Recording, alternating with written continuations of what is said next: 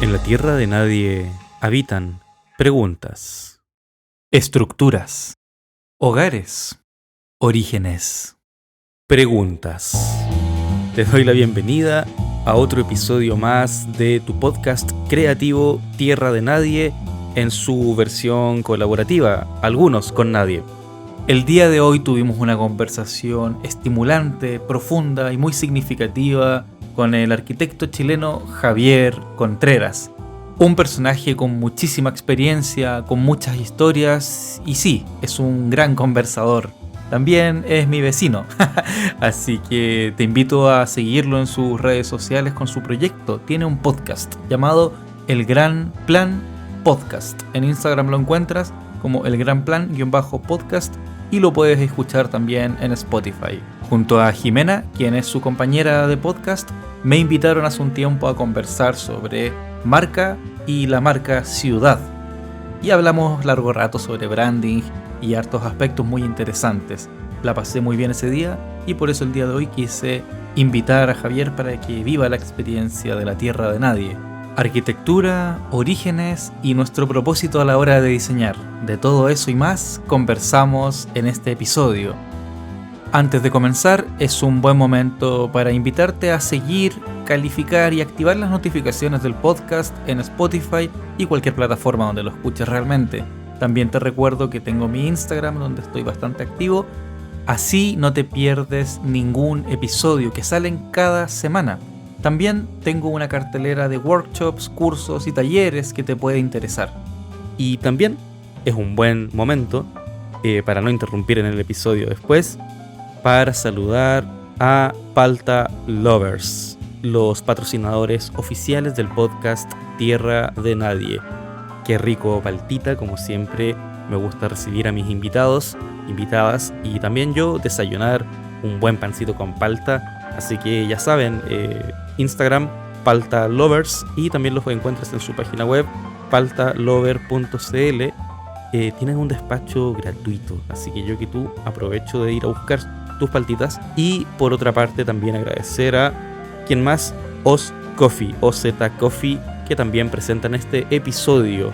Así que sin más, te invito a ponerte cómodo, y si estás lavando la loza o si estás preparando tus materiales para pintar, es momento de adentrarte en la tierra de nadie.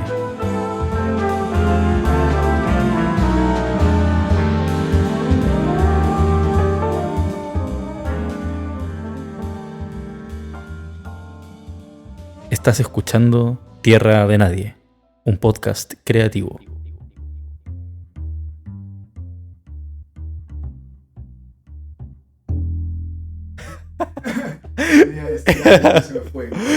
Estábamos hablando de las ciudades coloniales y de las ciudades coloniales estábamos hablando de... Ya me acordé, que la sombra urbana es un tema del siglo XX.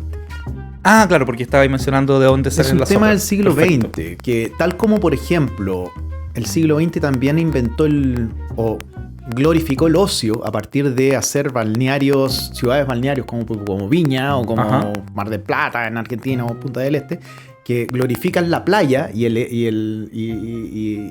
ir a la playa y desvestirse y andar con una bañera, qué sé yo. Eso es un invento del siglo XX. O no sé si invento, pero en rigor es un hecho esencial del siglo XX.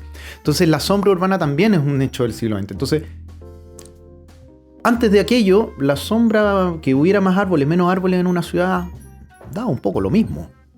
En una ciudad con harto sol, como las americanas, Claro. como las que generaron las ciudades americanas coloniales, que eran de un piso, 2 pisos, y tenían mucho sol. A diferencia de el contraste que sucedía en ese momento en Europa, que eran ciudades comprimidas, muy altas, muy densificadas, y que per se eran sombrías porque tenían unos callejones que hacía que finalmente fueran unas ciudades hiper insalubres. A diferencia de las ciudades americanas, coloniales, que no eran tan insalubres en ese sentido. Tenían una cosa porque tenía mucho sol, mucha luz, y tenía el agua corriendo por todos lados.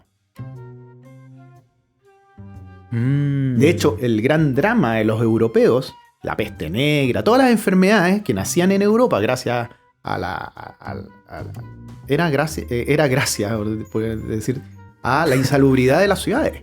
Mm.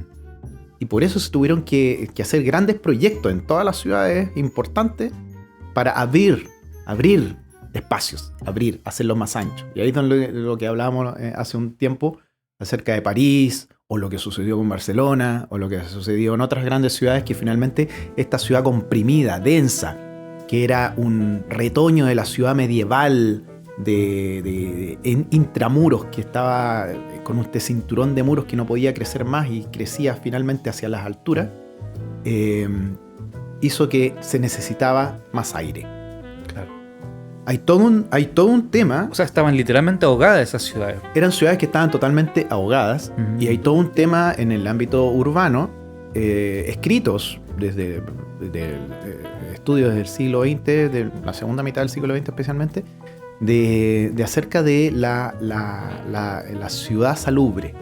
Perfecto. O sea, ¿por qué? Porque gracias a esa ciudad salubre es lo que hoy podemos vivir en el siglo XX, este tipo de ciudades, que son ciudades más bien que aspiran a una sanidad mental, de cuerpo, de la persona que está viviendo ahí, y no termine siendo una ciudad estresante.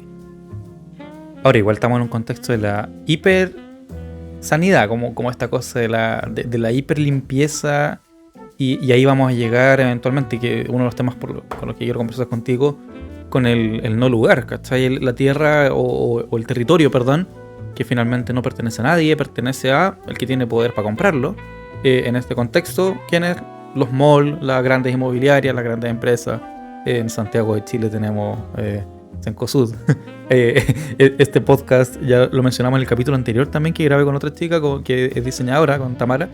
Hablamos largo rato sobre el panorama que tenemos aquí desde mi ventana, ¿cachai? La Torre de Titanio, el Costanera Center, como todos estos grandes proyectos. Como reflejan algo de la cultura del barrio, del territorio donde están, o son impuestos, y si son impuestos, ¿quién los diseña? ¿Quién dice cómo deberían ser? Hoy en día tenemos el gran proyecto inmobiliario aquí justo en Santiago, el MUT, el Mercado Urbano Tobalaba, que también te quiero preguntar sobre eso. Pero creo que es momento de conversar y comenzar a hablar del tema que nos convoca, porque el día de hoy estamos aquí con un tremendo personaje. No sé cómo describir exactamente tu carrera, porque te vengo conociendo hace poco tiempo, pero sí lo que puedo decir de la persona que tengo al frente es que me asombra como el nivel de datos y de conexiones que vaya haciendo cuando conversamos. Es un muy buen conversador. Estoy con Javier Contreras, arquitecto. Yo sé que tú eras profesor. Después te voy a preguntar por qué dejaste de ser profesor. Sé que también eres un viajero. Eres una persona que ha recorrido gran parte del mundo. No sé si gran parte, pero cada vez que conversamos me nombráis como, no, cuando estuve en este lado, cuando estuve en Estocolmo, cuando estuve en México. Y yo como, ¿y en qué tiempo, cachai? ¿Cómo lo hizo, güey? Yo que estoy feliz de que el fin de semana pasado fui a Talca, pues, cachai, así como... pero está bueno, es bacán tener eso, porque he visto que no eres una persona que ha viajado, y por eso digo una persona que viaja, ¿no? Porque el viajar para mí no significa como ir a sacarse una foto a un lugar, significa ir a observar. Y cuando he conversado contigo, lo que he podido ver siempre es como esto de... Mira, lo que pasa es que en esa plaza me senté y en ese café me fijé que pasaba esto. Y yo digo, oh, bacán, gracias. Eso es como alimento para mi alma curiosa, ¿cachai? Que ese es el modo en el que viajo yo cuando conozco algún otro lugar. Así que sé que también, antes de preguntarte a ti quién eres, sé que también eres un viñamarino. Viñamarino de corazón, claro, ahí tatuado el Viña. Pero no esta parte costera bonita que todo el mundo conoce de Viña. Yo creo que podríamos hablar del Gran Viña, en tu caso. Así que, bueno, bienvenido, Javier. Espero que sea una bonita conversación el día de hoy. Te quiero preguntar y que te presentes al público de Tierra de Nadie. ¿Quién eres? ¿Quién soy? Hola, Aníbal. Bueno, soy arquitecto, como dijiste. Soy de Viña del Mar. Nací en los cerros de Viña del Mar, allá arriba en una población que se llama Villa Dulce, que es una población de los años 60. Había una serie que se llamaba Villa Dulce, ¿era por eso? Ahí hay algo, una historia de uno de los productores que tiene una relación con uno de los productores de la serie tiene una relación con la población, y por eso y que fue compañero mío de colegio. Entonces. Mira ya. Pero es una población que se llama Villa Dulce, pero el nombre curioso en principio es porque fue creada para los trabajadores de la compañía refinadora de azúcar de Viña del Mar, en su momento en los años 60. Mentira que se llama así por eso. Sí, La así raja. es. Y es una de las épocas en que Viña durante los años del siglo XX fue una ciudad que hizo muchas poblaciones para las industrias. Las industrias hacían sus propias poblaciones para los trabajadores y los sindicatos también trabajaban mucho para ello. Eran sindicatos muy fuertes y a lo mejor eran mucho más característicos que Santiago incluso. Tenían una característica mucho más socialdemócrata que Santiago, que era muy feudalista. El sentido santiaguino era más, el dueño hace las casas, qué sé yo, a los trabajadores, pero aquí era como todos hacemos nuestras casas. Empresa y sindicato a la vez. Eran como trabajadores.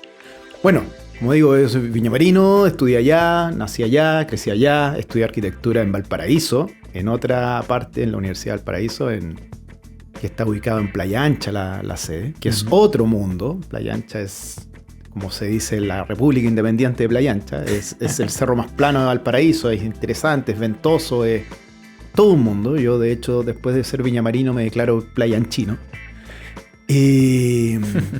Y de ahí, bueno, el mundo me dio para que me fuera a vivir a España, a Barcelona. Estudié en Barcelona un máster y después volví a Chile después con el tiempo y también hice un magíster de desarrollo urbano acá en Santiago. O sea, tienes dos magísteres.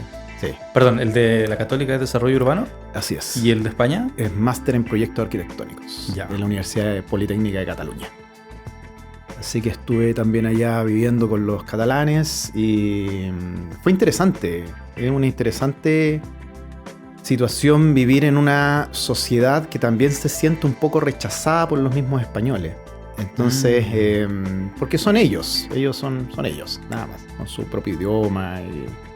También tiene como su república independiente. Es también su república independiente. Parece que va de república independiente a república independiente. A lo mejor, mira, no lo había pensado desde ese punto de vista, pero sí, creo que puede ser a lo mejor un punto medio de mi vida, digamos. Ya. Ahora estoy en la República Independiente de Providencia, acá en Santiago. Es importante mencionar, nos conocimos porque somos vecinos del mismo edificio. Sí.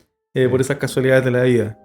Bien, perdón. Sí. Así que eso como en resumen. Bueno, también, claramente, ante tu pregunta anterior, hice clases en algún momento en lo que se llama el Instituto del Medio Ambiente. Ahí creé alguna cátedra acerca de la más importante y que me gustaba bastante, era la historia de la construcción sustentable.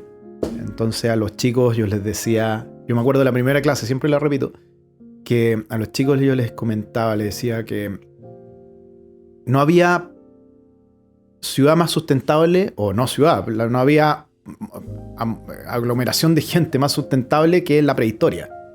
En donde el cavernícola se metía dentro de su caverna y ahí se calentaba o se enfriaba según sea la época del tiempo, del año, y no generaba tanta huella de carbono que digamos. Pero el tema de la ciudad sustentable es un nombre, es una marca que nació ahora, a finales del siglo XX, principios del siglo XXI, pero siempre existió la ciudad sustentable.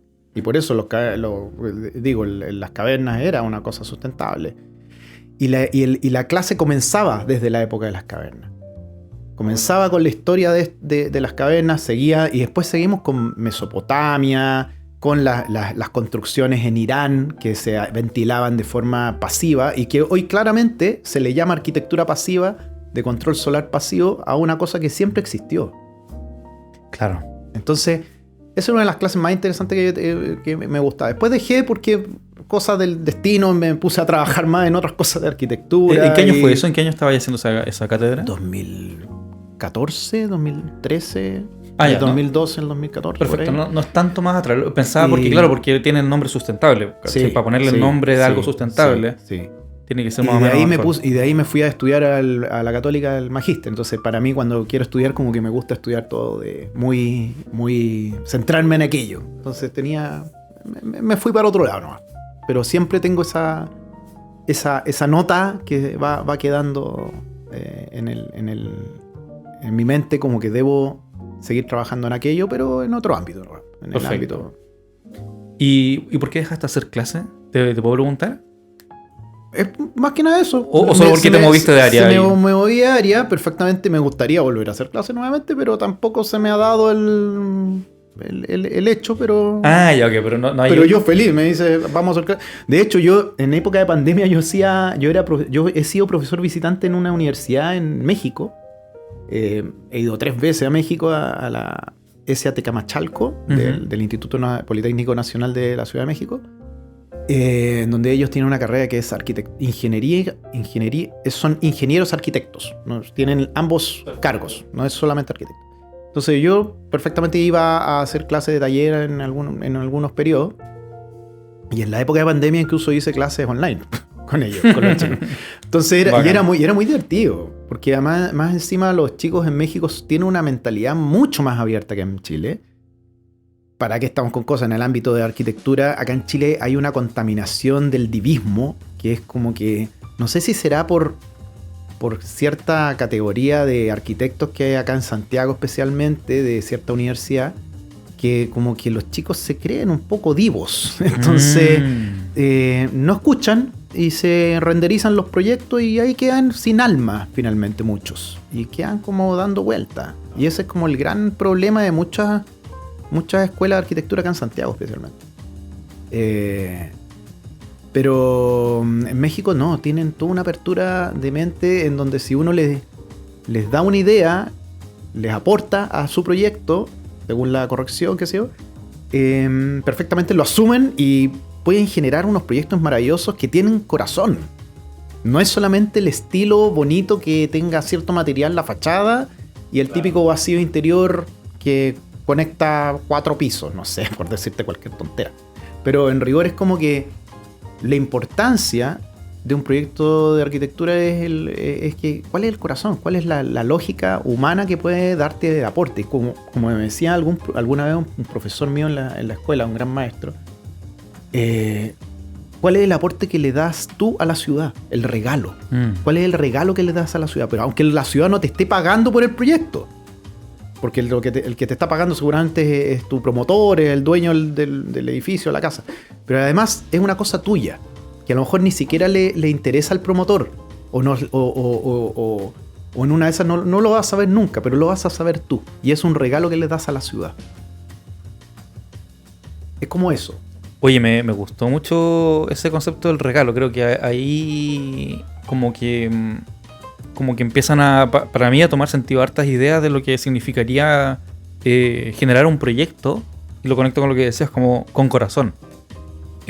Para que nos metamos en el tema un piquero, en lo que queríamos conversar hoy día, que tenía que ver un poco como con la belleza, un poco a veces, no siempre, confrontada con la función.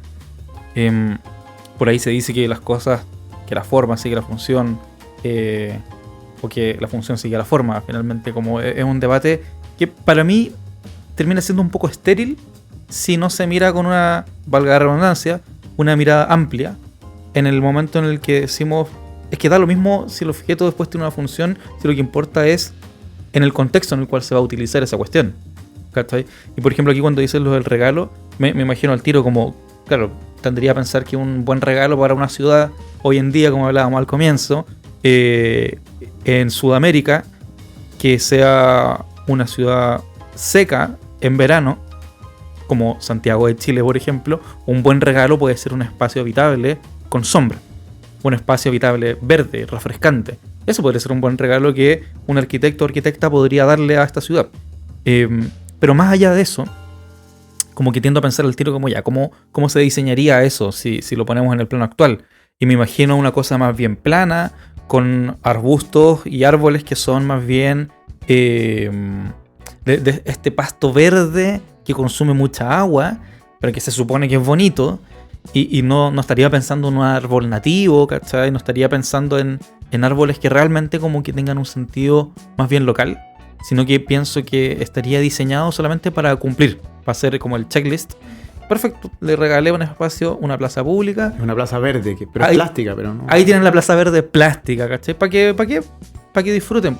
Porque está dentro de un mall, está dentro de un espacio que se supone, entre comillas, es público. Y ahí te quería como preguntar qué sería entonces para ti una ciudad con corazón, o si te parece muy amplia la pregunta, cerrémoslo a un espacio arquitectónico con corazón. ¿Qué sería un proyecto arquitectónico con corazón? Voy a tomar una palabra tuya que acabas de decir como concepto. Tú hablabas de la belleza, ¿ok?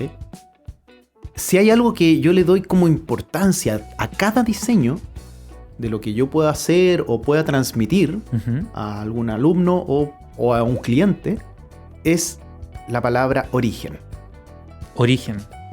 El origen de cada cosa, de cada tema. De ahí te voy a contar un caso mío de una casa que estoy haciendo. Pero en rigor, de cómo fue la aceptación por parte del cliente. Pero en el caso, la RAE, que siempre me remito a la RAE, a la Real Academia, que es belleza o bello. Y bello es que por la perfección de sus formas, complace a la vista o al oído. Y por extensión, al espíritu. Quédate en la última parte, al espíritu. Al espíritu, ¿ya? Entonces, en rigor, esa es una cosa bella que por alguna cosa, por anga o por manga, finalmente te hace de que tú te sientas bien. Estás escuchando Tierra de Nadie, un podcast creativo. La identidad es ese lugar en el lenguaje donde las palabras que te describen y hacen sentido encuentran un hogar, donde tus nombres, ideas, horrores y expresiones encuentran un refugio. Ese refugio, ese espacio donde habitas, donde puedes ser tú, es también el lugar donde puedes encontrar ese regalo que le puedes hacer tú a las otras personas. La identidad es ese lugar donde saben la cantidad exacta de azúcar que le pondrías a tu té.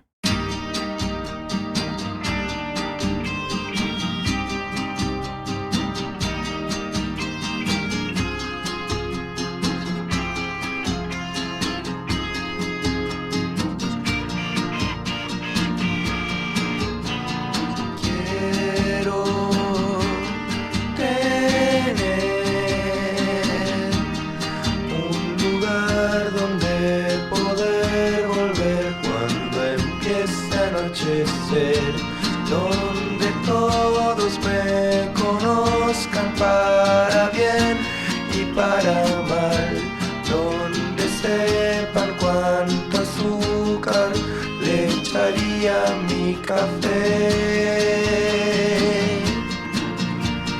Quiero tener un jardín de flores blancas que me sentaré a mirar, descubierto en la mañana por las luces de tu voz.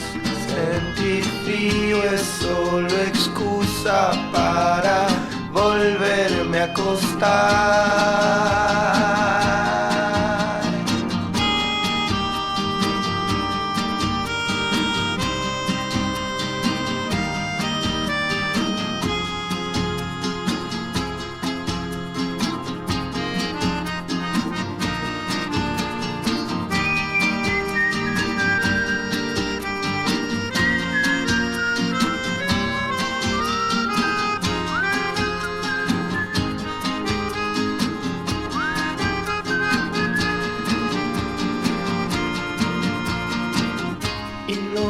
Se acabe esta oración,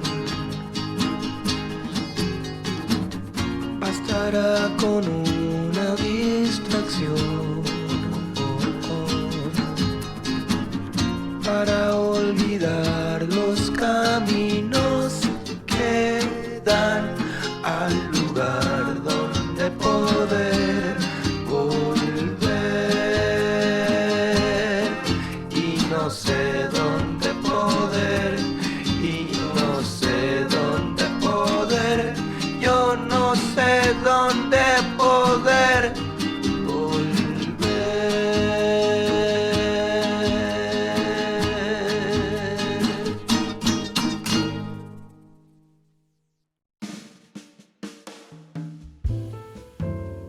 ¿Qué es lo que te hace sentir bien a ti, Aníbal?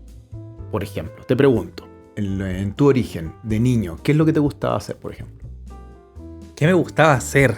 ¿Qué es lo que más te gustaba cuando niño? Puta, dibujar.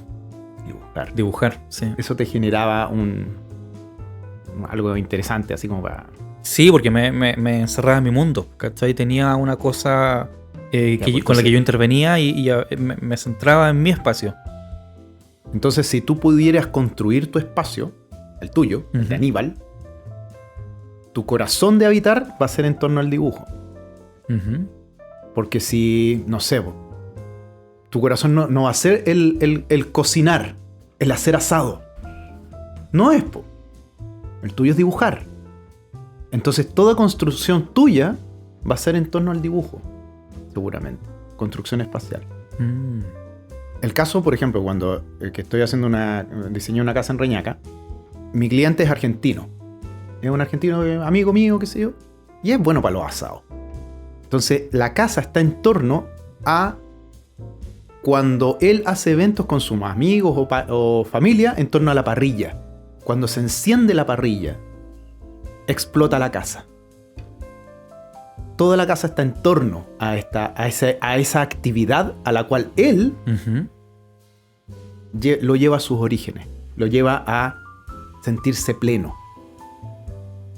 Te voy a contar otro caso de los chicos cuando yo hice clase, o sea, estaba corrigiendo a los chicos mexicanos les mandamos a hacer unas plazas. Plazas, parquecitos chicos, como parte de los proyectos que tenían que hacer para la universidad. Llegó el momento de las correcciones, nos presentaron los proyectos, y uno de esos, o la gran mayoría, si no era el 80%, eran las típicas plazas con multicanchas, con cancha de fútbol, cancha de básquetbol, qué sé yo. Que finalmente, si yo le decía a los chicos, ¿por qué no se hacen un proyecto donde no haya canchas de fútbol? Claro. Porque yo les decía, las canchas de fútbol son de 30 metros de largo por 20 metros de ancho, donde juegan 22 personas, 23 personas más el árbitro, en donde hay mucho metro cuadrado solamente para 23 personas. Desaprovechado para las otras demás que en espacios como Ciudad de México, donde el espacio es muy reducido, estás perdiendo espacio por persona que podría ser ocupado. Entonces, desafío, hagan parques o plazas sin que tengan la concepción del fútbol, ni del básquetbol, ni nada de eso. Es otra concepción. Y saltó uno de los chicos, pero es que nosotros jugamos a la pelota, bla, bla, bla, bla. Y le dije, mira, la misma pregunta que te hice. Tú cuando chico, ¿vivías en ese barrio que estás estudiando? Sí, yo nací en ese barrio, me decía. Ok, tú cuando jugabas, cuando niño, ahora tienes 18 años, 19 años, tenías ese chico, no sé. Cuando tú jugabas, ¿qué jugabas? No, yo jugaba a la escondida. Ah, ¿y dónde se escondían? No, detrás de los autos, detrás de los postes, en una esquina. Ya, entonces, si tú conoces tan bien ese barrio, porque era tuyo, porque es tu origen, y tú inventaste un juego entre medio de autos, entre medio de rocas, entre medio de postes para esconderte de quien te estaba buscando en este juego, ¿por qué no me haces un parque de las escondidas? Que es un parque mucho más original que meter una cancha de un deporte que fue creado el siglo XIX en otro país. ¿Ya? Entonces, claro, ahí salta el tema del origen nuevamente. Y es una cosa que es local. Porque en ese barrio se jugaba a la escondida. En el otro barrio se jugaba otra cosa. No sé. Aquí hay una defensa que quiero hacer como de ese... Del fútbol. Del fútbol, claro. Vamos. Porque en los barrios hay que tener canchas de fútbol, po. No, al contrario. Una defensa como justamente a la propuesta que haces tú. Porque al tiro... No sé, yo tiendo a pensar como contradictoriamente, como que me gusta generar ese debate. Al tiro diría, pero ¿qué valor tiene eso que yo jugaba cuando era chico o chica? ¿Y qué valor va a tener si lo interpreto y lo llevo a un barrio, ¿cachai? Donde probablemente ni siquiera voy a habitar yo. ¿Cachai? Ahí me surge la pregunta, que es como un poco la pregunta del autor. Lo mismo pensaba como cuando tú interpretas como esta casa de tu amigo que le gustan las parrilladas porque es argentino. Y yo diría, pero están construyendo una casa, po, weón. Está haciendo una edificación que va a durar probablemente, y esperemos, varios y muchos años. Y ojalá que sea un proyecto que dure más allá de la vida de esta persona de la cual viene como la inspiración. Y me preguntaría qué valor tiene eso como frente al contexto real de uso que se le va a dar. Y contradictoriamente me surge la pregunta, la respuesta y pregunta también al mismo tiempo al tiro, que es como, pero no se trata de eso justamente, como de ir dejando pedacitos de esencia, lo que en algún momento, muy como hablábamos hace un rato, muy del siglo XX esto, ¿no? Como el ideal de trascender. Como que son pedacitos de mí que van quedando en proyectos, o si lo ponemos en otro contexto, en literatura, en poemas, en arte. En este caso, materializado en espacios, en edificaciones como la casa de tu amigo o estos proyectos plazas públicas de estos estudiantes. Y que justamente después van a ser reinterpretados y van a tener otros usos a futuro. Entonces por eso digo como que son dos visiones y te veo con ganas de decir. Dale. Yo en este momento te veo con una polera negra, con un dibujo. ¿Por qué te compraste o obtuviste o te regalaron esa? No, me la compré. Estaba barata ahora. Pero ¿por qué esa y no era otra que era de un cuadrillé con de este tipo como escocés? No sé. Porque son dos motivos. ¿Qué es lo que te pareció bien de esa bolera? Son dos motivos realmente. Efectivamente, el precio. Yo trato de no comprarme ropa muy cara y generalmente ropa usada. En este caso, sí es ropa de retail. ¿Cachai? Esta la compré en un Family Shop, si no me equivoco. Ya, pero no importa el lugar pero ¿por qué esa y no otra Eso. que era blanca? Y ahora viene lo siguiente. Yo no ocupo mucha ropa con diseño, como con monitos.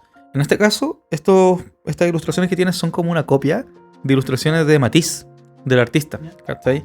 Y el color negro para mí es base. Es como que yo en algún momento dije, ¿sabes qué? El color negro... Me comprometo con el color negro y no tengo Pero nada tú, otro cuando color. lo viste, dijiste, ¿esta es para mí? No sé si tanto yo habría dicho, esto yo lo podría usar. A lo mejor podría ser Ya, pero lo mismo, interpretado. pero sí. ¿Hay alguna ropa que no te guste? Sí, harta. ¿Y por qué no te la compras y te la pones? Porque... ¿Por qué no te gusta? No, claro, porque no me sentiría cómodo. Po.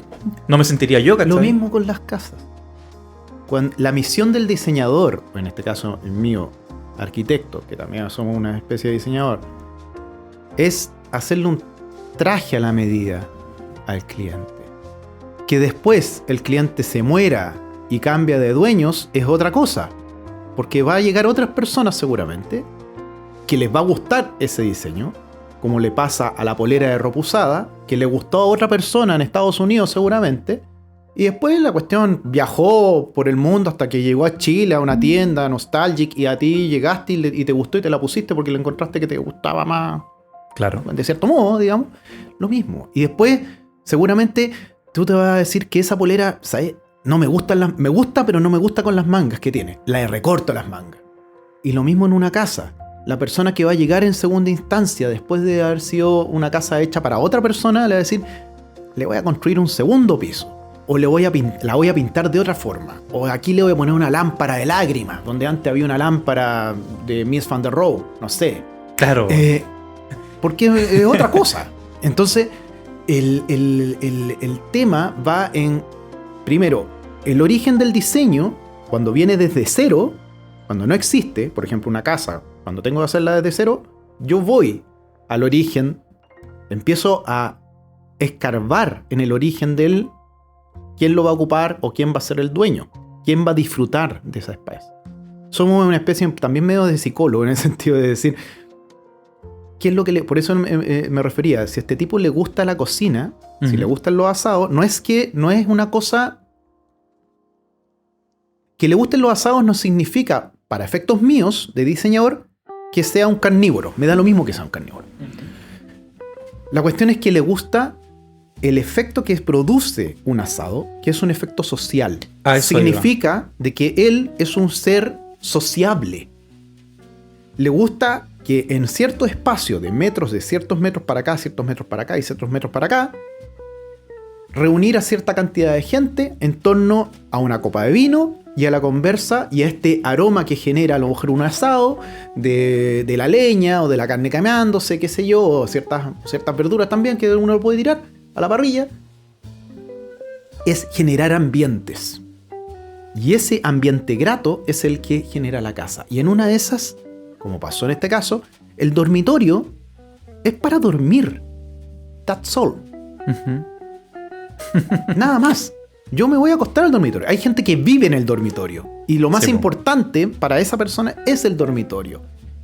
Entonces el dormitorio tiene que ser una cosa lujuriosa. Ahí se construiría la Y el casa en torno al living dormitorio. exactamente. Y el living comedor a lo mejor es para recibir a ciertas visitas en una de las 1500. Entonces el living es una cosa pequeña. Es al revés. Las casas romanas de la Roma imperial, la gran importancia que tenían eran los patios. A partir del patio, le entregaba agua por las lluvias, le entregaba luz y ventilación a las habitaciones que bordeaban los patios.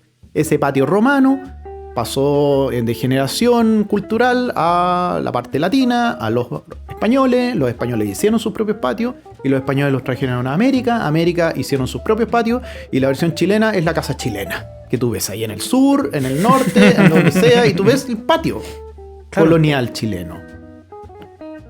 Con la interpretación chilena, con la teja muslera chilena, con cierto verdor en el centro de cada patio, con dos patios a veces, uno donde estaban las caballerizas, la otra era el huerto, la otra era donde era la bienvenida, qué sé yo. En el caso español era otro anterior, tenía todo otro rollo. Entonces, cada una de las interpretaciones arquitectónicas eran dadas por los gustos que tenía el dueño en ese momento, dueño o dueños. Y es cambio de escala, nada más. Estoy hablando de una casa, puedo hablar, el patio es a la casa lo que la plaza es a la ciudad. Eso te iba a decir, pues claro, porque ahí recogíamos lo mismo, pues como esta plaza de las escondidas, por ejemplo, después permite que lleguen otras generaciones de otros niños que inventen otros juegos. Exacto. Pero tienen otra base, tienen la base de un juego anterior, que en una de esas lo modifican finalmente. Claro. Y les sirve de algo. Claro. No, y está bueno eso porque habla de efectivamente el generar cosas a partir de un algo, de un... Me gusta la palabra que ocupáis tú, que es como el origen, y lo combino con la palabra regalo. Creo que hay una buena sinergia ahí entre esas dos palabras, porque como tratando de mirarlo en retrospectiva, mire, lo mezclo con algo que mencionaste hace un rato cuando me hiciste el ejemplo sobre la ropa. Hay un gran personaje chileno que seguro que conoces y las personas que estén escuchando esto también, que se llama Federico Sánchez. Y él siempre me acuerdo que tenía una frase que me quedó bien grabada cuando la escuché porque fue hace muchos años, mientras estudiaba diseño, de hecho. Él hace clases en la Andrés Bello, en el campus creativo, sí. Y él decía, la primera arquitectura es la vestimenta. Como que esa frase... Más allá de si esté correcta, de si esté bien, si será debatida en la escuela de arquitectura, no es el fin, no es lo que quiero debatir ahora. Es que me parece interesante el hecho de que esa decisión, porque en algún momento se transforma en una decisión, de yo armarme de una indumentaria que primeramente me protege del frío, que en segunda instancia me ayuda a reconocerme el uno con el otro, y en tercera instancia, y esto ya es mucho más moderno y postmodernismo incluso, o sea, postmoderno, perdón, en el contexto actual, me identifica y me hace sentir que este soy yo. O sea, yo me he visto de negro y por ende esta es mi personalidad. Sí, ¿quién te vende esa ropa? ¿Quién diseñó esa ropa por ti? No la diseñaste tú, ¿cachai? Entonces, mientras tú no te diseñas tu ropa, toda esa identidad que vas construyendo es la identidad que otro te pone. Y tú te adecuas a esa identidad y te la apropias. Y dices, sí, esto es mío. Entonces con eso como base, que me parece interesante mencionar como arquitectura, vestuario, ahí diseño también entre medio, hay una cosa en torno al origen, porque cómo surgen estos espacios es súper importante porque nos permite construir una historia. Así como historiografiar, por así decirlo, y grafiar me refiero como de hacer geografía también de una historia en una línea de tiempo en la cual digo, perfecto, las personas que vivieron aquí hacían esto y yo puedo hacerlo o no hacerlo, pero puedo recoger ciertas cosas que van construyéndome a mí dentro de mi propia identidad, dentro de mi propia forma de ser. Entonces me parece que como, no sé si un cierre, pero de esta primera parte que estamos hablando, el concepto de belleza, y remitiéndome al significado que buscaste tú en esa definición de la RAE, hablaba en esta cosa del espíritu. Creo que hallar todo el espíritu en lo que me hace sentido como persona cuando me enfrento a un espacio, a un diseño, a un algo que me trae a colación una historia. Porque me hace ser parte de esa historia. Un relato, claro. Porque me posiciona.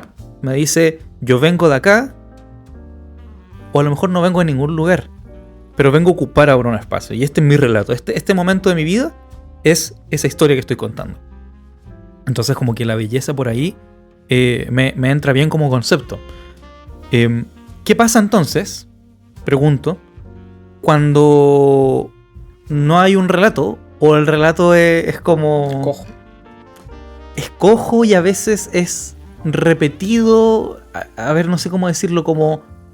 Yo no creo que la originalidad sea un criterio de calidad. Eso es algo que siempre digo a mis estudiantes, siempre repito, eso es como una bandera de lucha que tengo, ¿no? No creo que tú tengas que hacer todo único e irrepetible. Yo creo que hay cosas que vale la pena repetir. Si se hicieron bien a veces, ¿por qué no? Pero por ejemplo, te comparto esto. Como profe, me pasa que veo cada vez más cómo los estudiantes y las estudiantes ya no traen esto del origen, ya no traen estas cosas del regalo, y no es que quieran proponer algo realmente. Es que muchas veces hacen lo que se supone que está bien porque alguien les dijo que era así y porque las cosas funcionan, porque esto sirve, ¿cachai? Si yo tuviera que hacer un diagnóstico, veo que en mi caso, por ejemplo, las aulas de diseño muchas veces están muertas, ¿cachai? Son como espacios donde la creatividad no tiene lugar, porque hay una serie de pautas que seguir, hay una serie de criterios que se supone que tenemos que respetar para que un diseño funcione. Y a eso yo le llamo el diseño hiperfuncionalista, que no permite la fractura, no permite el quiebre, y tampoco permite esta cosa más autoral, de autor, donde una persona dice, ¿sabéis que yo quiero poner de mi parte, de mi cosecha? Y comento algo. Y yo no creo que sean los estudiantes los culpables, no, en ningún caso digo que sean ellos los culpables. Yo creo que tienen hartas historias que contar, pero no las cuentan. No las cuentan, y puede ser por los mismos profes. Ahí hago la autocrítica.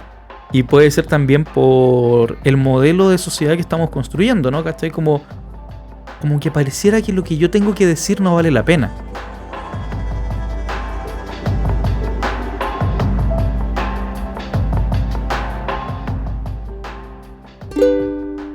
Minuto Creativo, tu sección favorita de tu podcast Tierra de Nadie.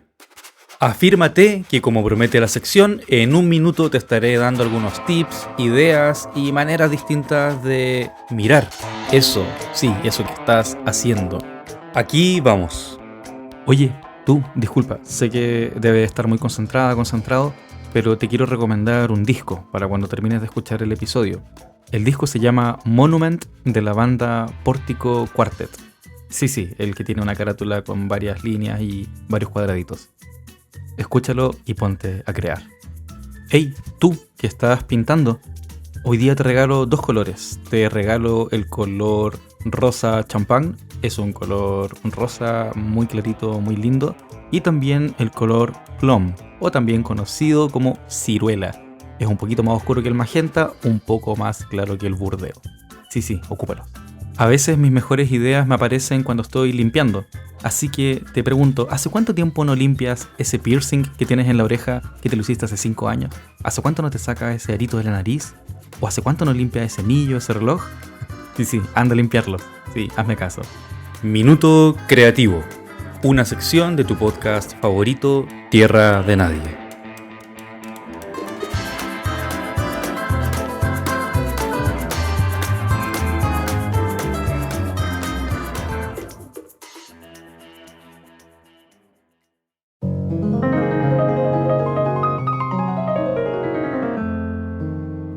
En la academia muchas veces se recae en que el aparato, el computador, termina pensando por la persona, casi como si fuera una inteligencia artificial, que es un tema también que tú tienes. Pero en rigor, como que se trabaja tanto tiempo en que el render quede bueno, que se pierde tiempo en pensar el proyecto.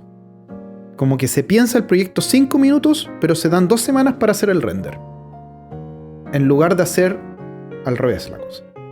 De pensar, de sentarse ante un proyecto que es desconocido para ti, porque no es tu casa, al revés, no es tu casa, sino que es algo que te enfrentas y que debes investigar.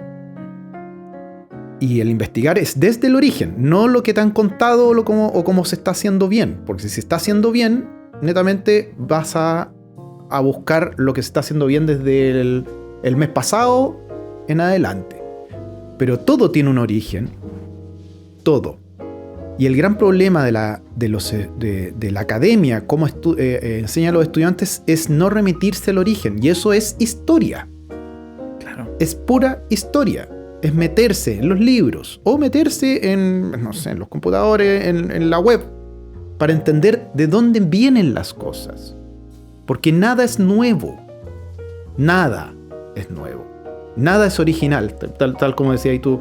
Porque si fuera original, hasta Mies van der Rohe no fue original. Porque él interpretó una columna.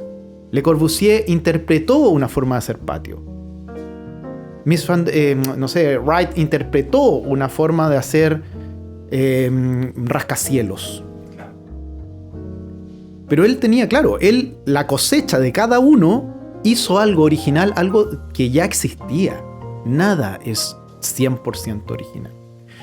Entonces, cuando yo siempre me trato de que la gente, los chicos o las personas, cuando estemos hablando del diseño, de diseñar, es lo que estamos hablando ya viene desde antes. ¿Cómo lo podemos hacer? ¿Cuál es la familia trasera o posterior de cierto producto, de cierta casa, de cierto elemento? Me pasa de que hay un caso que estoy haciendo un anteproyecto de un colegio. Lo voy a hacer bien rápido porque no se supone que no debería decirlo, pero en rigor. Es un anteproyecto de un colegio en Valparaíso religioso. ¿Ya? Que no tiene ningún rollo en este momento. En este momento es un edificio de tantas salas y como puede ser un colegio en Talca, en Punta Arenas o en Arica, da lo mismo. Es que bueno, eso es muy importante. ¿Cómo evitamos? También, a lo mejor estoy anteponiendo una cosa muy mía. ¿Cómo evitamos, pongo la coma, si es que hay que evitar que ese colegio parezca un hospital? Entonces, este colegio tiene un nombre, una santa. No la voy a nombrar, pero una santa tantito. Pero tú entras al colegio actualmente y no tiene nada de la santa. No tiene ni siquiera capilla, empezando por ahí, siendo un colegio católico. Yo no soy católico, pero me gustan los ritos. Entonces yo entro a estudiar los ritos católicos. Entro a estudiar la santa. ¿Qué es lo que hizo la santa? ¿Por qué es importante este colegio que tenga ese nombre de esa santa? Y ahí me doy cuenta que la santa era una carmelita que hizo... Y ya, ok, datos. Santa Tantito era carmelita. Santa Tantito... ¿Y qué es ser carmelita? Ya, ok, veamos la arquitectura carmelitana. Veamos qué es lo que hacen las monjas, cómo caminan, cómo hacen esto, y empezar a adentrarse en cada una de las cosas. Y todo eso son insumos e información para después el posterior desarrollo de un proyecto, desde el ámbito conceptual, que es un colegio religioso. Después, otro ámbito, lo geográfico. Estamos en Valparaíso, estamos en un cerro. Tenemos otra cosa, otro input. Y finalmente, la combinación, la sinapsis de toda esta cosa va a generar un proyecto. Pero, ¿cachai? Que lo que acabáis de definir es muy bonito, porque es un proceso que a veces a mí incluso como profe me cuesta explicarle a mis estudiantes, que es tomar una idea o un problema. Yo siempre digo, las cosas pueden partir de un problema o una idea. No es que una cosa sea mejor que la otra. La idea después hay que problematizarla. Eso sí. Y el problema después hay que idealizarlo. Así que para mí, si parte de un problema o una idea, es indiferente. Parte de la idea, después tengo que investigar. Y esa investigación en áreas comunes que ahí compartimos en diseño gráfico, particularmente con arquitectura, es que siempre trabajamos con identidades e imágenes visuales. ¿Cachai? Identidades me refiero a culturas. Entender qué tipo de personas son las que viven aquí, qué hacen la gente que habita este espacio, cómo se comportaban, qué ritos, qué cosmovisión tenían, qué filosofía habita ahí también. Y en el caso de gráfico, empezar a estudiar referentes visuales, ¿cachai? Lo que se llama un mood board. Y ahí también metemos la parte del contexto. Tú hablaste aquí como de que, claro, hay un contexto religioso, ritual, pero además hay un contexto geográfico. Podríamos incluso hablar del contexto socioeconómico. Esta gente, ¿cuánto va a pagar, cachai? Si es que pagan algo. Y si es que no pagan nada, qué tipo de costo implica que vengan a estudiar aquí, refiriéndonos a la locomoción, al transporte y todo ese tipo de cosas. Y luego a partir de eso voy armando y definiendo el problema finalmente, para llegar a recién pensar en lo que podría ser un proyecto. Y ese proyecto puede tener varias formas. Yo entiendo que ahí la solución a la que vas a llegar probablemente es una de 10 soluciones distintas a las cuales pudiste haber llegado. Y que ninguna va a ser mejor que la otra, sino que tomaste el camino de ir por una. Y yo creo que ese momento es importante. Y eso es lo que siempre va a permitir que haya algo que se llame autor o autora en arquitectura, en diseño, que es quien toma la decisión de, bueno, son 10 soluciones posibles. ¿Cuál es la que vamos a utilizar? Bueno, vamos a utilizar esta, porque a lo mejor esta me remite a mi granito de arena, ¿cachai? Mi parte de la cosecha, lo que yo creo, lo que yo propongo que debería ser así. Como tú mencionaste, grandes exponentes como Le Corbusier, por ejemplo.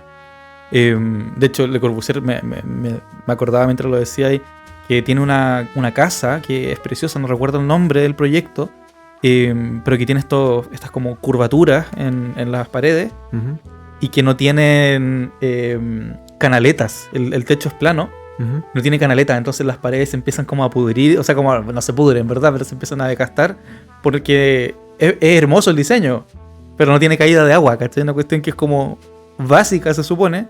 Pero claro, pues, es un sacrificio que se hizo en virtud de lo que el personaje ahí consideró como correcto, ¿cachai? Hay una historia que no sé si será verdad, pero es una historia que salió en Estados Unidos, que acerca de Frank Lloyd Wright. Estaba Frank Lloyd Wright en una fiesta, en una parte, en un carrete, y justamente al lado de él, o cerca de él, llega una persona de las cuales le había hecho una casa. Y la casa, esta persona va a reclamarle a Frank Lloyd Wright de que la casa se le estaba lloviendo porque le caía una gota en el asiento del comedor. Donde se sentaba en el comedor, le caía una gota por gotera. Y Frank Lloyd Wright le dice, cámbiase de asiento. Así no se moja. Claro. Me acordaste de eso. Divo total. Oye, quería como comentar y aportar un poquito un par de ejemplos y datos que nos pueden como ayudar a complementar esta conversación. Hay un sujeto en redes sociales, en Instagram por lo menos lo sigo yo, que se llama Preferiría Periferia. Creo que lo conoces. Sí. El que habla del por mis huevismo. Por mis huevismo. El por mis huevismo. Buenísimo. Sí, bueno, que me encanta. Habla de arquitectura y es muy bueno. Me encanta su impronta también, como que de manera muy seria te empieza a narrar una cuestión y destruye los proyectos. Es bacán, es muy entretenido.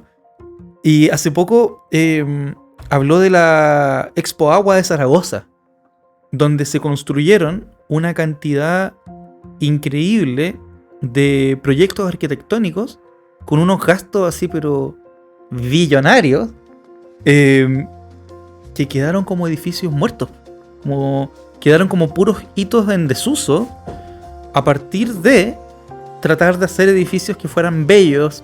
¿Por qué? Porque sí, aparentemente, ¿cachai? Porque aquí quiero poner el contrapeso, como qué pasa cuando la cuestión es como bella porque es bella nomás. Y no tiene como un sentido, un pensar en el futuro, en lo que se va a transformar.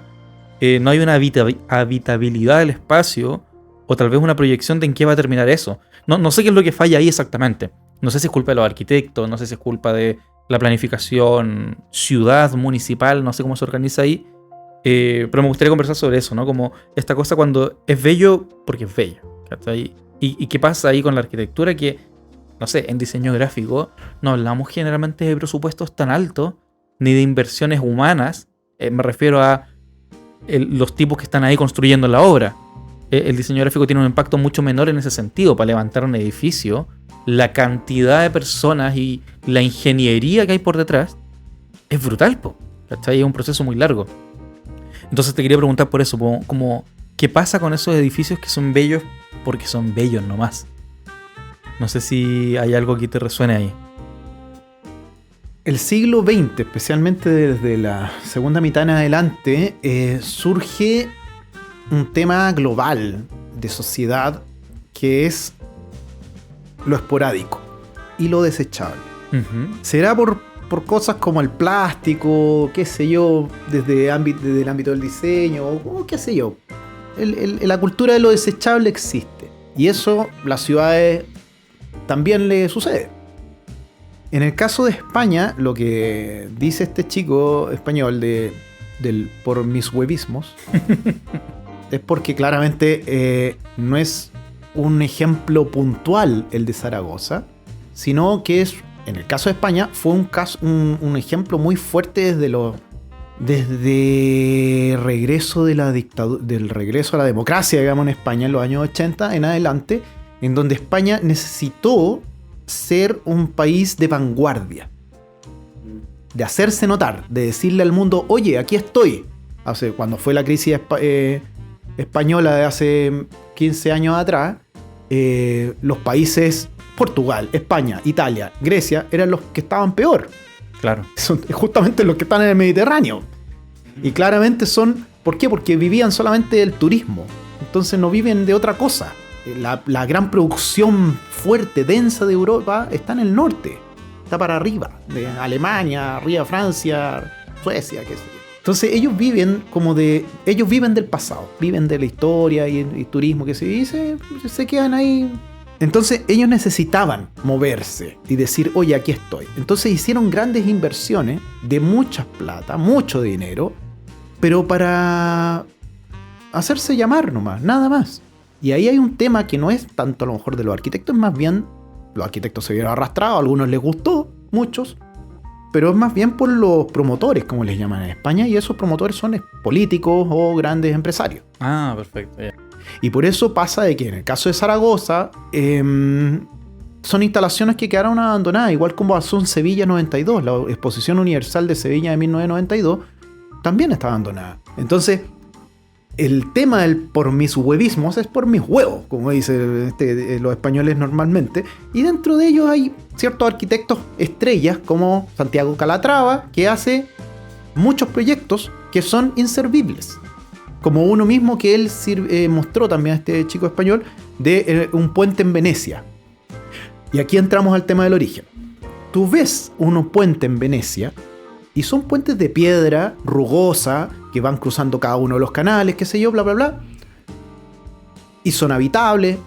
Y le encargaron a Santiago Calatrava hacer un puente al frente del terminal de trenes de Venecia, cuando tú llegas, digamos, y cruzas un canal inmediatamente. Y un proyecto moderno de acero, con suelo de vidrio, qué sé yo. Pero parece que este español nunca fue al lugar. ¿Por qué? ¿Por qué me haces un suelo de vidrio en una ciudad que amanece todos los días con bruma? Por lo cual la gente se cae, resbalándose con ese suelo de vidrio. Claro, pues no tiene Entonces, sentido. claro, se ve bonito seguramente. No encuentro nada bonito, pero para alguna gente lo debo encontrar bonito. Pero es inservible. No sirve. Porque realmente no está acorde al lugar. A un lugar que amanece húmedo todos los días porque realmente estás en medio del mar. No estás en un desierto. Es muy importante eso, como finalmente las cosas que son inservibles. Como nos vamos aproximando ya un poco al final, no quería dejar pasar estos ejemplos, como por ejemplo Frank Gehry, o Gehry creo que se pronuncia. Frank Gehry y la Zaha Hadid, creo que se pronuncia también, que son como dos exponentes de arquitectura que hacen como cosas ridículamente bellas. De hecho, Gehry tiene esa cuestión de... como se supone, no sé, confírmame tú si es verdad o no, que arrugaba los papeles, los tiraba. No, eso es un mito de los Simpsons. Ah, ya, perfecto. Me encanta esa escena de los Simpsons. Buenísimo. Arruga los papeles, los tira y claro, como que con la forma se supone que quedó, trazó su cuestión y que la idea viene ahí. Ahora, digo que es mito, que es leyenda urbana, porque en YouTube hasta el día de hoy me salen videos diciendo que hacía eso, ¿cachai? Y lo que me parece importante es que más allá de ser mito o no, efectivamente se podría hacer, pues, ¿cachai? O sea, podría ser mi proceso creativo, arrugar papeles, lanzarlos y ver cuál me gusta como forma. No es discutible, o sea, es tu rollo. Bien. Claro, y si tenía alguien que va a pagar para hacerlo, bacán, pues te lo aplaudo. Ahora la pregunta es, estos dos personajes yo sé que son relevantes porque arman estructuras gigantes, ridículamente bellas, digo, que marcan hitos en las ciudades. Hitos que, por ejemplo, en el caso de Gehry, está el Museo del Guggenheim, que son como hitos que son atractivos turísticos de por sí. O sea, tú podrías sacar el museo adentro y te quedas con la arquitectura, con el edificio. E igual sigue siendo un hito, ¿cachai? Que visitar. Entonces, aparentemente, después como que todas las ciudades empezaron a querer generar sus propios símbolos. Los propios Gettys. Sus propios Gettys. Y tenemos hoy en día ciudades como Dubái, que es como, a mí me parece como cada vez más ridículo como va creciendo esta ciudad. Tú ves como, en verdad esto es como un collage de 1.000.000 de inspiraciones y referencias de otros lados, y que termina siendo ridículamente hermoso, y eso justamente conflictúa con una idea de lo que hablábamos de la belleza, como sin espíritu. Una belleza en la cual lo bello es bello porque se supone que debe ser bello, porque otros lo ven como bello. En Dubái ahora van a construir un edificio que tiene forma de luna, ¿cachai? Que es como un globo, o sea, literalmente es una luna. ¿Y por qué? Porque pueden, porque tienen el capital y el poderío económico suficiente para hacerlo. ¿Qué pasa frente a ese tipo de ejemplos y cosas como mucho más como locales?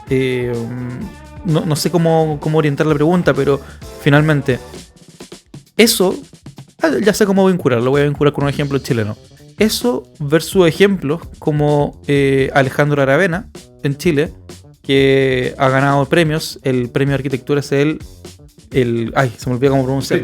El Pritzker. Iba a decir el Pritzker. El Pritzker, por esta arquitectura, este proyecto social, perdón, que permite que la gente pueda seguir construyendo sus casas en virtud de facilitarles como el desarrollo social.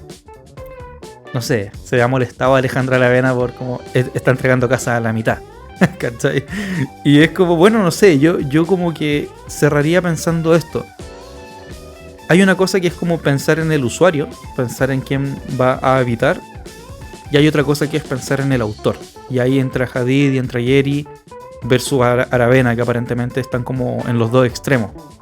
Uno pensando mucho más en lo social y los otros dos pensando mucho más en la belleza arquitectónica porque tiene que ser bello. ¿Bello para quién? ¿Bello para qué? Hongo. Un hongo a la semana. Hongo semanal. Esta sección llegó para quedarse. Sí, en el podcast Tierra de Nadie nos encantan los hongos. Y como bien saben, me fascinan, me vuelven completamente chango. Así que por eso, una vez a la semana, recomiendo un hongo y lo estudiamos de la guía de campo Hongos de Chile de la Fundación Fungi. Y espero que si eres una persona creativa como yo, tengas algún artacazo artístico, que te surja la inspiración, que lo quieras dibujar, que lo quieras pintar, que lo quieras salir a fotografiar. Será hermoso si te animas a mostrarme cómo este hongo que te diré a continuación te inspiró a construir algo, una obra, una fotografía, un poema. Estaré encantada de recibir sus aportes. Así que vamos con el hongo de la semana. Y la especie de esta semana es el Entoloma necopinatum. Entoloma necopinatum, también conocido simplemente como el entoloma verde. Sí, su principal característica es que es un hongo con un pilio muy vistoso y un estípite del mismo color. Un color verde brillante descrito en el libro como un color verde loro intenso. Llama mucho la atención ya que al ser el único hongo de color verde en nuestro país, está actualmente en un estado de conservación muy vulnerable. Esto debido principalmente a las plantaciones de forestales y los incendios presentes en las regiones, desde el sur del Biobío hasta la región de los lagos. Sus lamelas, o esas laminillas que crecen por debajo del sombrero, suelen ser bastante verdosas cuando jóvenes y luego van poniéndose más pálidas a medida que el hongo envejece. La esporada, las esporas que tiene, son de color rosáceo. El pilio, es decir su sombrero, mide de 2,5 a 4,5 centímetros aproximadamente. Si tienes la oportunidad de verlo, por favor envíeme una foto del hongo de la semana. Entoloma necopinatum o entoloma verde. Ese fue el hongo de la semana. ¿Aprendiste algo nuevo? Un hongo a la semana.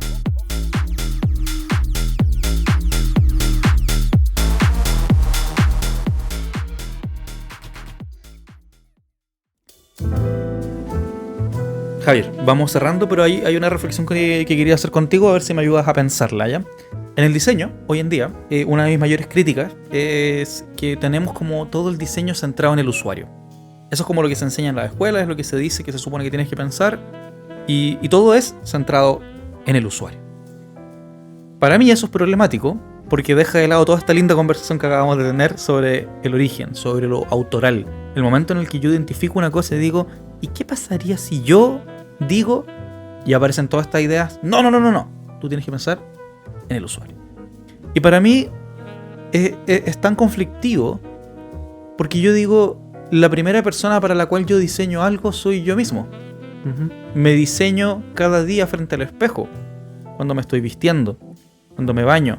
Me diseño todos los días cuando me alimento, porque diseño mi cuerpo también de alguna forma. La nutrición también tiene que ver ahí con algo, ¿cachai? O sea, diseño mi refrigerador, no en el sentido de ponerlo bonito, decorarlo, sino que dónde posiciono los elementos que voy a consumir más próximamente y los que van congelándose. Todo eso es un proceso de diseño. Y hace poco escuchaba, no me acuerdo dónde, probablemente lo vi en un TikTok. Esa es mi fuente. Probablemente lo vi en un TikTok. Que le preguntaban a alguien, a un compositor, a un artista musical.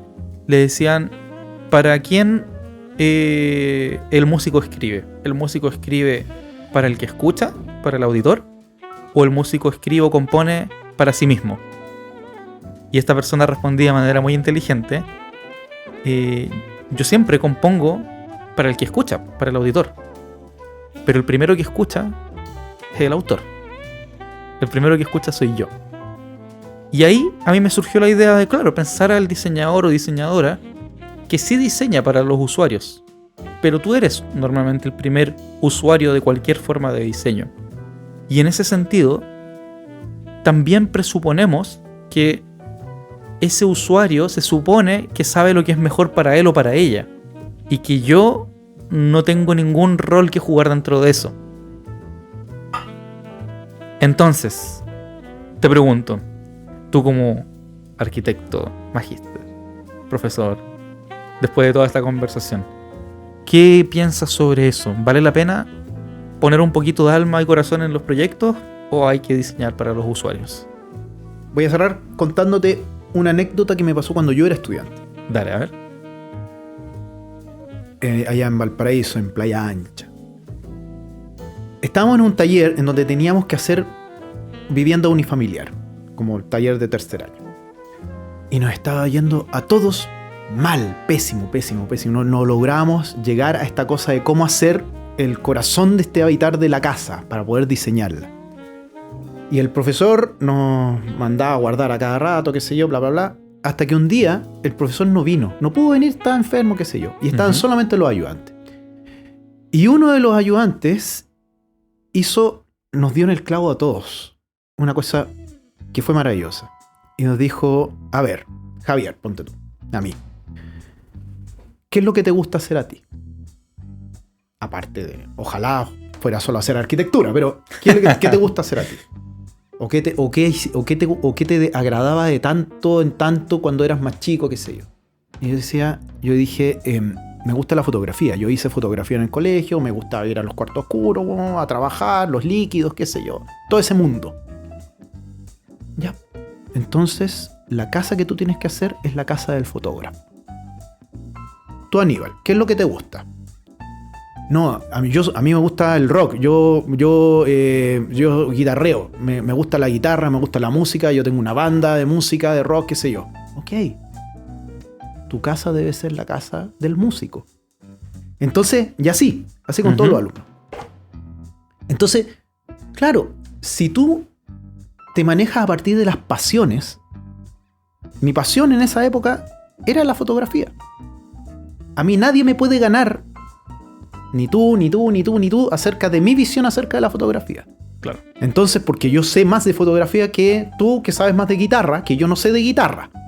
Entonces, claramente mi pasión era eso. Y todo el mundo ese, yo lo puedo trabajar. Y cómo se trabaja el hacer una casa a partir de un cuarto oscuro.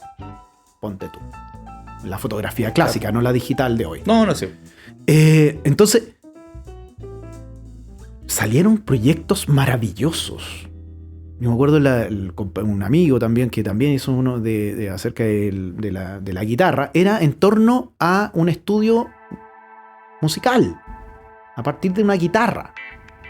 Y el estudio a partir de la guitarra, o sea, a partir del elemento más pequeño, en este caso era la guitarra, se generaba el ambiente de cómo utilizar la guitarra, de cómo hacer sociable el espacio habitable de la música y la casa, finalmente, cómo vivías esta casa. Y el mío también, la fotografía era la cámara fotográfica, cómo se trabajaba en este ambiente tan solitario que es la cámara oscura, después cómo se habitaba hacerlo más público, después cómo hacías la casa y terminaba haciendo una casa. Entonces, finalmente, el tema va por la pasión. Y esa pasión, que cada uno lo tiene, y puede ser totalmente distinta una del otro, es tu propio origen, de la cual le vas a dar un ingrediente después a cada una de las otras cosas que puedas diseñar. Sea un letrero, sea un logo, sea una casa, sea una ciudad. Es distinta escala, ¿no? Está muy bueno eso. Yo creo que finalmente el tema del usuario no es que esté medio resuelto. ¿Sí? Hay que ir resolviéndolo constantemente. Pero ya sabemos que tenemos que pensar en eso. Yo creo que tenemos que volver a pensar entonces en esa pasión, en ese origen. Qué bonito.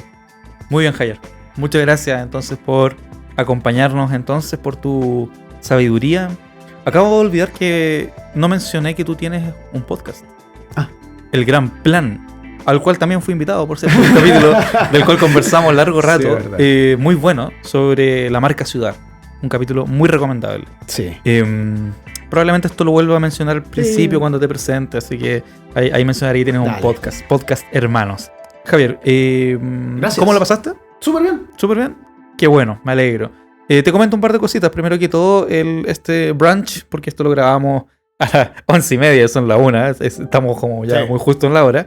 Este brunch que estuvimos degustando fue auspiciado por los amigos de Palta Lovers. ¿Te gustó la paltita que comimos? Maravilloso. Maravillosa, mira qué bueno.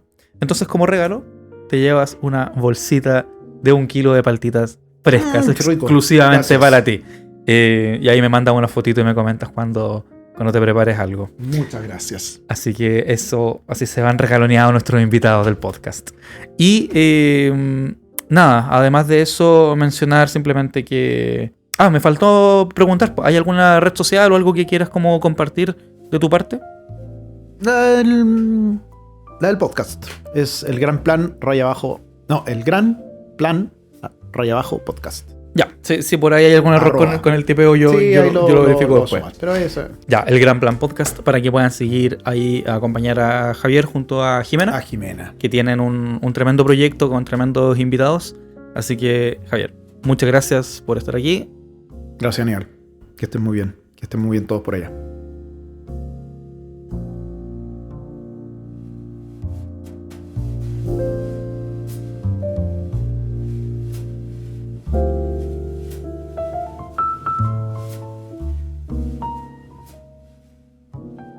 Si te gustó el episodio de hoy, te invito a que le pongas seguir al podcast, que lo califiques con las estrellitas y también sería muy bueno si le puedes recomendar este episodio a alguien más y recordarle a esa persona también que puede activar la campanita para no perderse ninguna novedad de Tierra de Nadie, que cada semana te entrega un nuevo episodio.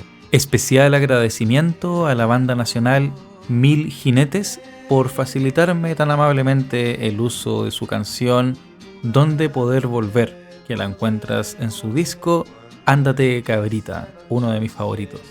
Agradecemos también a Palta Lovers, quienes hacen posible el podcast Tierra de Nadie, y también a OZ Coffee, quienes presentaron el episodio de hoy. Te recuerdo que tengo un código de descuento, Nadie OZ, la N con mayúscula, y lo puedes utilizar en la web oscoffee.cl. También te invito a revisar mi perfil de Instagram, @nadiecl, donde estoy publicando constantemente workshops y cursos de diseño. Muchas gracias por acompañarme hasta aquí y, como siempre, te invito a pensar más allá de la función.